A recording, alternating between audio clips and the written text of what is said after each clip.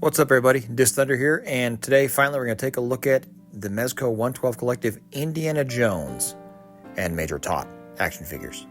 One of the reasons this has taken me so damn long is it's one of those, what do you say about Indiana Jones? Whether it's about the figure, which obviously we'll get into how awesome it is, but like as a character, I like to do a little bit of backstory when I talk about these things, and there's what's left to tell. So I wrote myself an outline, and I actually wrote a script, which if you followed me for any period of time, I don't write scripts, I just write outlines. And I've thrown almost all of them away because what's there left to do here? Can I just retell the saga of Lucasfilm and the 3 really good movies and the 1 okay movie and then the 1 really bad movie? And more importantly, does anybody want to hear that again?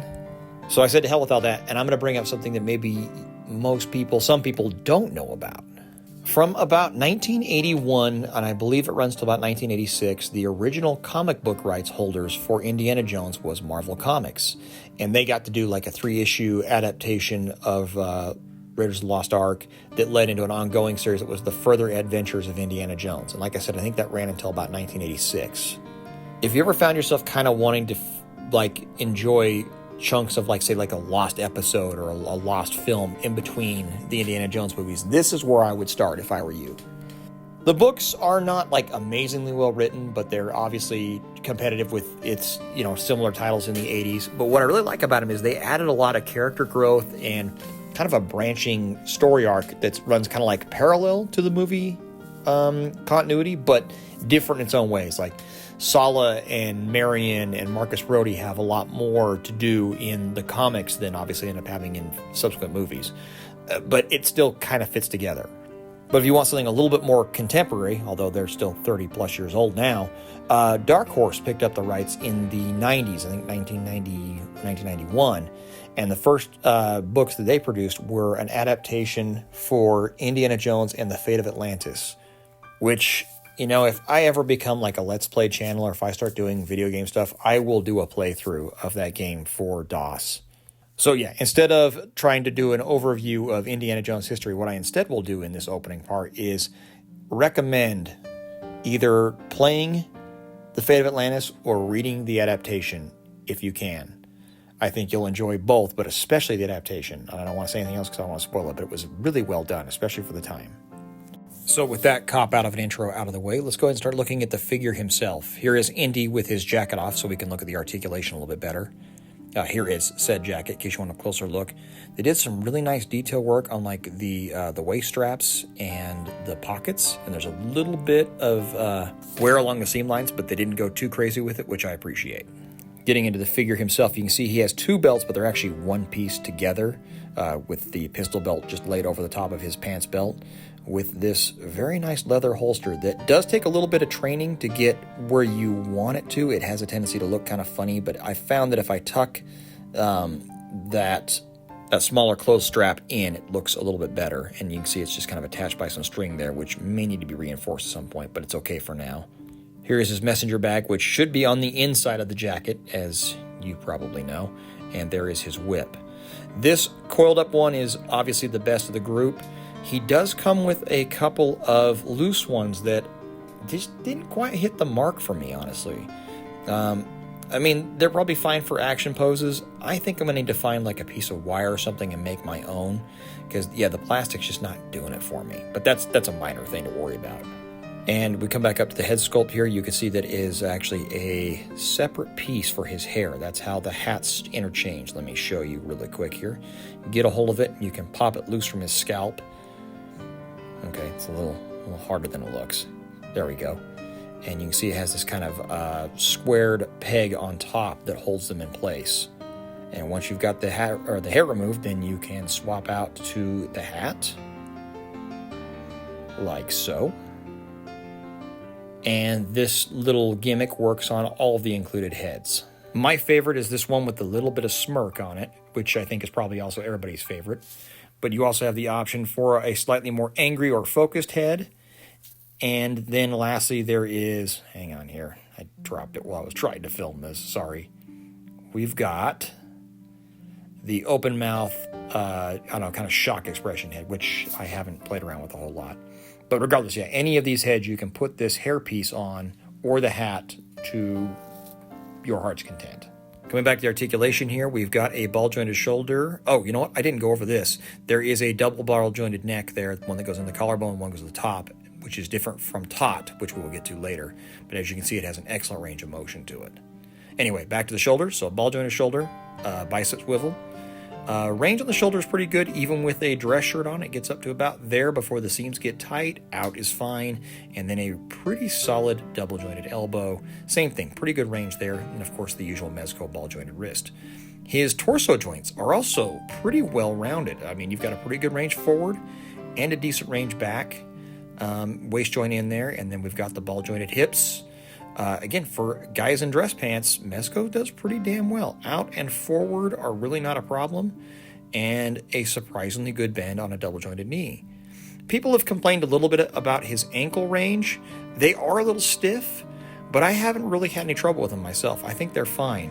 I think the side-to-side pivot is maybe a little weaker than other figures, but not so much that it annoys me. I figure as I break it in, it will probably loosen up a little more, and he'll get a little more depth out of that reach. Additional accessories include the torch from the opening of Raiders of the Lost Ark, as well as 4 small darts you can fit into the torch. Indy's primary sidearm is one of my all-time bucket list firearms. It's a Smith & Wesson M1917 chambered in .45 ACP. I will get one of these one day. But in the meantime, this 112 version is very faithfully done with a rotating cylinder. And overall just looks fantastic and, of course, fits nicely in the aforementioned holster. Also comes with this interesting little cobweb accessory that goes over his back and shoulders. So that, combined with the idol and the polystone pedestal the idol can go on, which I showed in the earlier pictures, you've got pretty much everything you need for a Raiders. Oh, you know what? We need a bell lock. Bell lock and a giant boulder, and then we're set. For comparisons, there's really not a whole lot of ground I got to cover here because he is exactly the height you would expect him to be if you're envisioning a 112 Indiana Jones. Here he is with my Supreme Knight Batman. I know the costume's different, but the height is the exact same as the factory figures, so that's pretty much exactly where I'd put him. His build is very similar to Constantine. If I had to guess if there's any shared parts, that's where I would put them. And while I'd be fine getting a 112 version as well, the Hasbro short round figure with a little bit of extra cloth goods on it is an excellent stand-in, and I think scales perfectly with this version. I would say even better than he did with the Hasbro Indiana Jones. And here's the two of them with Major Toht. I know they don't belong in the same movie, but I don't care. This is now my Indiana Jones collection. That's just how it's going to be. Toht is a little bit shorter than Indiana Jones. As I'll get into comparisons, I think he uses the same body as the Blank, or at least similar parts. The suit cut and the length of his shins and stuff kind of leads me that way. So I feel a little bit bad just lumping Major Toht in with Indiana Jones, but he's a dirty Nazi, so I don't feel that bad. And the truth is, there's really not a whole lot else known about Mr. Arnold Toht beyond what we've seen in the movies and what little he comes up like in the novelizations. We're told he's a party faithful, that he is very effective in interrogation and has no scruples whatsoever when it comes to carrying out his duties.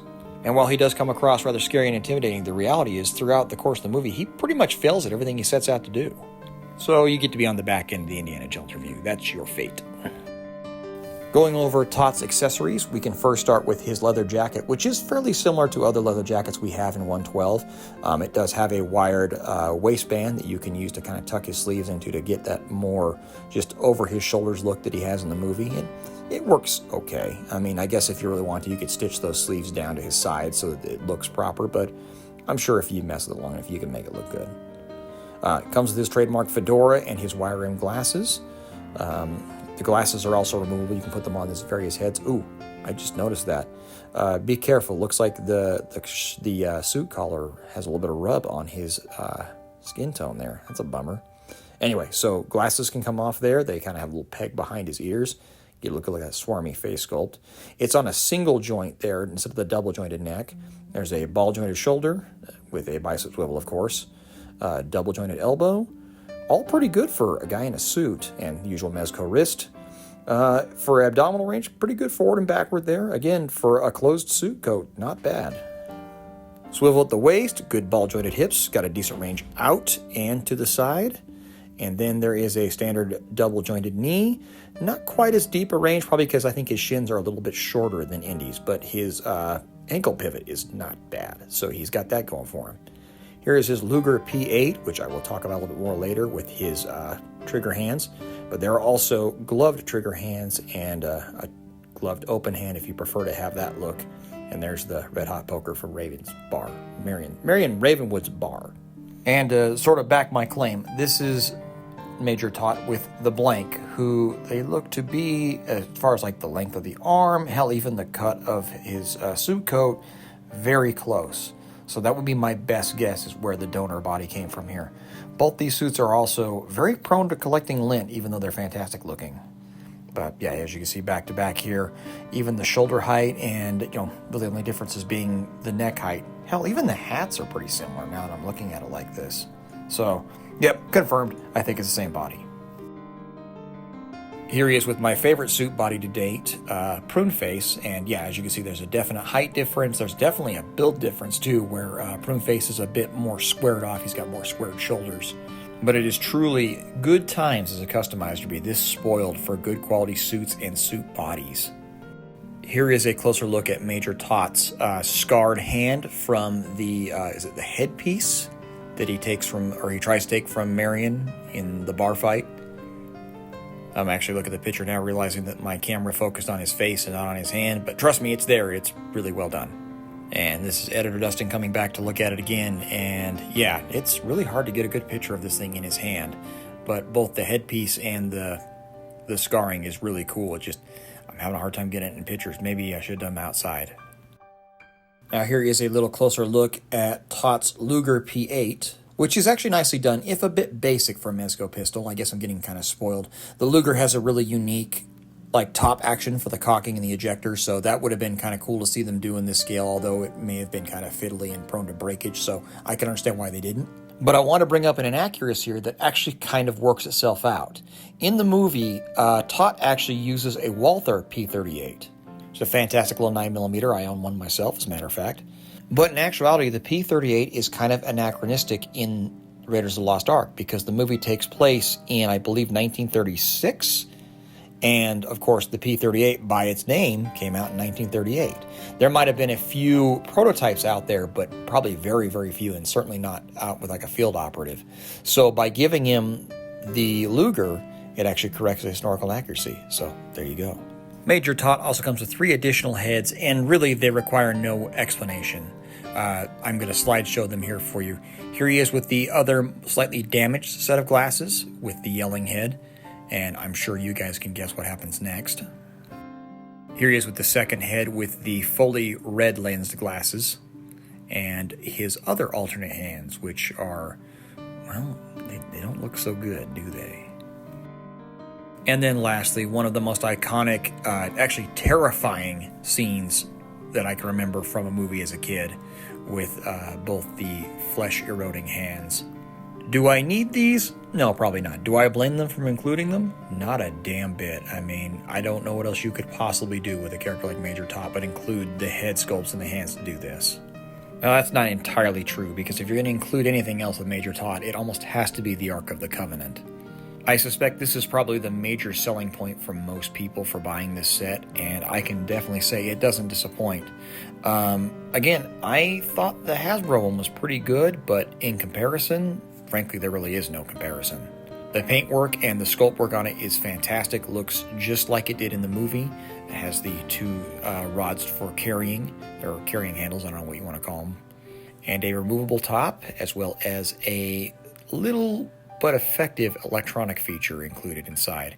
A couple batteries in the bottom of it and a switch also on the bottom. Flip that on, and you have that which you are not to see with your mortal eyes. But sorry, here you go. There it is.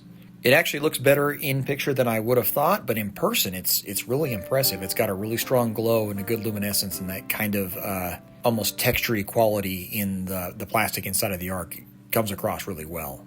And no, you don't get a hot chick in there. You get an evil death demon who is going to melt your face off, and he comes with his own little plastic stand to help hold him up. And really, putting him under the Ark, having him illuminate a little bit, he's pretty fantastic. I don't know what else you could ask for in this package deal here. I think this is awesome. It makes me giggle just looking at it. And yeah, I think Toht is a great figure on his own, but having the arc and the apparition and everything, it's just icing on the cake. So I ended up putting these two together in the same review. One, so I didn't have to string out an already lengthy process, but because while Indiana Jones is a standalone figure that goes in really any 6-inch collection, in my opinion, I mean, he transcends his era pretty effortlessly. Toht, on the other hand, I think you have to have Indiana Jones to really benefit from having Major Toht in your collection. And that's not a knock. It's just, he is well, there's been some debate over the years, hasn't there? I kind of figured that if they were going to do something for Raiders, I thought they would include Belloc. But there's been plenty of guys like on Reddit, and before Reddit, we used to talk about it in the movie rental stores. Who's the real main bad guy of Raiders? And, it's hard to discount Major Toht as the main antagonist. Belloc is the more screen-mugging bad guy, but without Toht, the plot really doesn't move forward. But now that he's here and Indy's here, and we have started the Indiana Jones 112 collection in earnest, I am eagerly awaiting the Cairo figure, just because I can't wait to see what they include with him now. I mean, after getting the Idol and getting the Ark, I think it's going to be nothing short of impressive. I'm almost banking on it at this point. And, of course, I'd love to see some stuff from Temple of Doom, but especially, I can't wait to see stuff from Last Crusade. I absolutely have to have a Henry Jones Sr. at some point in this collection. That being said, I'm okay if we don't leave Raiders just yet as well. I'd love to get, like Sala would be a lot of fun. Belloc, of course, makes perfect sense. I've mentioned him now like 3 or 4 times in this. And, like a Marion would be nice too. Don't get me wrong, Hasbro has done those, but I feel like now that we've leveled up our game, I think I need to see Mezco take them on and kind of fulfill where some of those may have fallen short for me and maybe some other people too. Mezco has brought a ton of enjoyment to this house following Christmas this year with these 2 figures, and I can't thank them enough for helping me get a pair to review for you guys. And hopefully you were able to secure some for yourself as well. And with that, thank you for watching the review. Hopefully there was a little bit of trivia and a little bit of information you could use in here, and I will see you again soon for the next one.